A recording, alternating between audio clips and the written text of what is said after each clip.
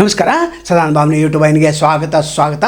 ಕೇಳಿ ಸುದ್ದಿ ಅಂತಂದರೆ ನಮಗೆ ಭಾಳ ಪ್ರಿಯ ಅಲ್ಲ. ಅಲ್ಲಿ ಸತ್ಯ ವರದಿ ಯಾರು ಮಾಡೋದಿಲ್ಲ. ಅದಕ್ಕಾಗಿ ನಮ್ಮ ಹೆಸರು ಫೇಮಸ್ ಇದೆ. ಕೇಲಿಯಲ್ಲಿ ಈಗ ಸೆಕ್ಯೂರಿಟಿಯಲ್ಲಿ ದೊಡ್ಡ ಗೋಲ್ಮಾಲ್ ನಡೀತಾ ಇದೆ.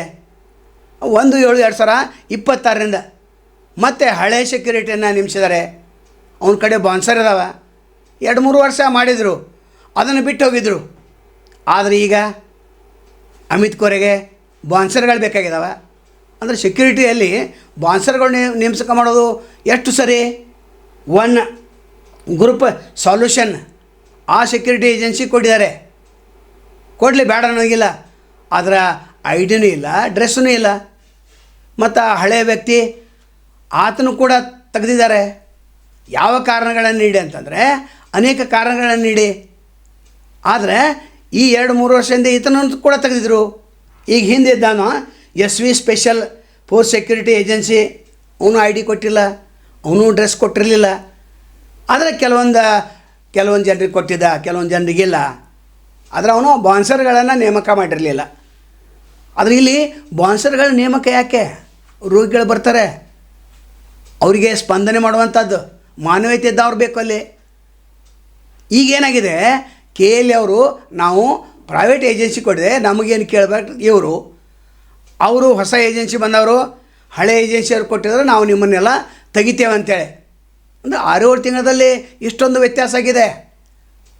ಅಂದರೆ ಅಮಿತ್ ಖೋರೆ ಬಂದ ನಂತರ ಇಲ್ಲಿ ಅಲ್ಲೋಲು ವಾತಾವರಣ ಉಂಟಾಗಿದೆ.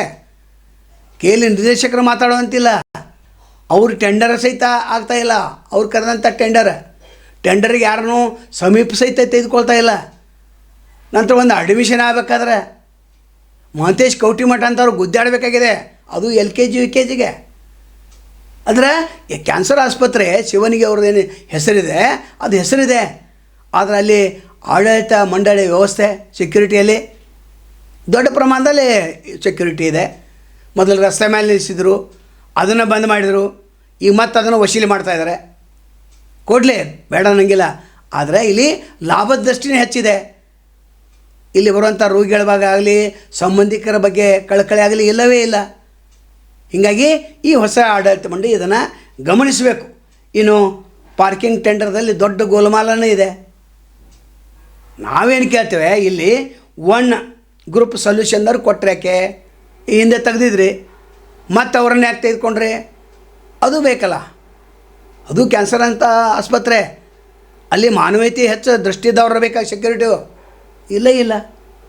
ನಂತರ 6-7 ತಿಂಗಳಲ್ಲಿ ಪಗಾರ ಕೇಳಿದ್ರೆ ಅವನದು ಪಗಾರಿಲ್ಲ, ಇವರು ಕೂಡ ಪಗಾರಿಲ್ಲ. ಬೇಕಾದ್ರೆ ಮಾಡ್ರಿ, ಬೇಕಾದ್ರೆ ಹೋಗ್ರಿ. KLಯಲ್ಲಿ ಇಂಥ ಅಂದಾಜೊಂದು ವ್ಯವಹಾರ KL ಆಸ್ಪತ್ರೆಯಲ್ಲೂ ಇದೆ, ಪ್ರಭಾಕರ್ ಕೋರೆ ಚಾರಿಟೇಬಲ್ ಟ್ರಸ್ಟಲ್ಲೂ ಇದೆ, ನಂತರ ಕ್ಯಾನ್ಸರ್ ಆಸ್ಪತ್ರೆಯಲ್ಲೂ ಇದೆ. ಈಗ ಹೊರ ಗುತ್ತಿಗೆದಾರರು ತಮ್ಮ ಮನ ಬಂದಂತೆ ಮಾಡೋದ್ರಿಂದ KL ಹೆಸರು ಹಾಳಾಗ್ತದೆ. ಹೆಸರಷ್ಟೇ KL, ಆದರೆ ಒಳಗೆ ಗುತ್ತಿಗೆದಾರರು ತಮ್ಮ ಮನ ಬಂದಂತೆ ಮಾಡ್ತಾಯಿದ್ದಾರೆ. ಇನ್ನು ಬಾನ್ಸರ್ಗಳನ್ನು ಇಟ್ಟಿದ್ದು ಯಾಕೆ ಅಂತ ನಾವು ಪ್ರಶ್ನೆ. ಇದನ್ನು ಆಡಳಿತ ಮಂಡಳಿ ಯಾವ ರೀತಿ ಗಮನಿಸುತ್ತೆ ಕಾದು ನೋಡಬೇಕು. ಯಾಕಂದರೆ ಪ್ರಭಾಕರ್ ಕೋರೆ ಅವರು ಹೊರಗಿದ್ದಾರೆ.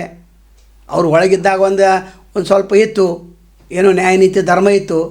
ಆದರೆ ಈಗ ಅಲ್ಲಿ ಯಾವುದೂ ಉಳಿದಿಲ್ಲ. ಇದರ ಬಗ್ಗೆ ಸಮಗ್ರವಂಥ ಚಿತ್ರಣವನ್ನು ಮುಂದಿನ ವಿಡಿಯೋದಲ್ಲಿ ನಾವು ಮಾಡ್ತೇವೆ. ಯಾಕಂದರೆ ಎಷ್ಟು ಜನರಿಗೆ ತೊಂದರೆ ಆಗಿದೆ, ಎಷ್ಟು ನೌಕರರಿಗೆ ತೊಂದರೆ ಆಗಿದೆ. ಅವ್ರು ಏನು ಹೇಳ್ತಾ ಇದ್ದಾರೆ, ID ಇಲ್ಲ, ನಂತರ ಹೊಸ ಡ್ರೆಸ್ಸೂ ಇಲ್ಲ. ಹಳೆ ಡ್ರೆಸ್ ಮೇಲೆ ಅಂತಂದ್ರೆ ನೀವು ಟೆಂಡರ್ ಯಾಕೆ ತೆಗೆದುಕೊಂಡ್ರಿ? ಮತ್ತು ಹಳೆದವ ಪಗಾರ ಕೇಳೋಣ, ಈಗ ಹೊಸ ಟೆಂಡರ್ಗೆ ಅಂತ ಹೇಳ್ತಾರೆ. ಇವರಿಬ್ಬರ ನಡುವೆ KLದವ್ರು ಕೇಳ್ರೆ ಅವ್ರು ನಮ್ಮ ಸಂಬಂಧ ಇಲ್ಲ, ನಾವು ಟೆಂಡರ್ ಕೊಡಿ ಅಂತ ಹೇಳ್ತಾರೆ.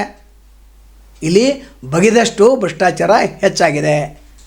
ಇದರ ತನಿಖೆಯನ್ನು ಯಾರು ಮಾಡೋರು, ಬೆಕ್ಕಿ ಗಂಟೆ ಕಟ್ಟೋರು ಯಾರು ಅನ್ನೋಂಥ ಪರಿಸ್ಥಿತಿ ನಿರ್ಮಾಣ ಆಗಿದೆ. ನಿರ್ದೇಶಕರು ಇದಕ್ಕೆ ಉತ್ತರ ಕೊಡಬೇಕು, ಇಲ್ಲಾಂದ್ರೆ ಚೇರ್ಮನ್ ಕೊಡಬೇಕು, ಇಲ್ಲ ಸೆಕ್ರೆಟ್ರಿ ಕೊಡಬೇಕು, ಇಲ್ಲಾಂದ್ರೆ ಮಹಾ ಚಾನ್ಸಲರ್ ಇರೋರಲ್ಲ ಪ್ರಭಾಕರ್ ಕೋರೆ ಅವರು, ಎಲ್ಲಕ್ಕಿಂತ ಟಾಪ್ ಹೋಗಿ ಕೂತಾರಲ್ಲ, ಅವರು ಉತ್ತರ ಕೊಡಬೇಕಾಗ್ತದೆ. ನಾಳೆ ಮತ್ತು ತಮ್ಮನ್ನು ಭೇಟಿಯಾಗ್ತೇವೆ. ಅಲ್ಲಿವರೆಗೆ ಎಲ್ಸುವಾಗಲಿ. ನಮಸ್ಕಾರ. ಅನೇಕ ದಿಟ್ಟ ವರದಿಗಳನ್ನು ನಾವು ನಿರಂತರವಾಗಿ ಮಾಡ್ತಾ ಇರ್ತೇವೆ. ಆದರೆ ಯಾರಿಗೂ ಸಹಾಯ ಮಾಡಬೇಕಂತ ಅನಿಸ್ತೈತೆ. ಆ ಸಹಾಯ ಮಾಡೋರು ಇಲ್ಲಿ ಫೋನ್ಪೇ ನಂಬರ್ ಇದೆ, ಗೂಗಲ್ ಪೇ ನಂಬರ್ ಇದೆ, ನೀವು ಸಹಾಯ ಮಾಡ್ಬೋದು. ಯಾಕಂದರೆ ಗಟ್ಟಿದವನೇ ನಮ್ಮದು. ಸ್ವತಂತ್ರ ಪತ್ರಿಕಾಧರ್ಮವನ್ನು 35 ವರ್ಷದಿಂದ ನಡೆಸ್ಕೊಂಡು ಬಂದಿವೆ. ನೀವು ಇದಕ್ಕೆ ಸಹಾಯ ಮಾಡಿದ್ರೆ ಇನ್ನಷ್ಟು ಗಟ್ಟಿ ಧ್ವನಿಯಲ್ಲಿ ನಾವು ವರದಿ ಮಾಡಲಿಕ್ಕೆ ಸಾಧ್ಯ ಇದೆ.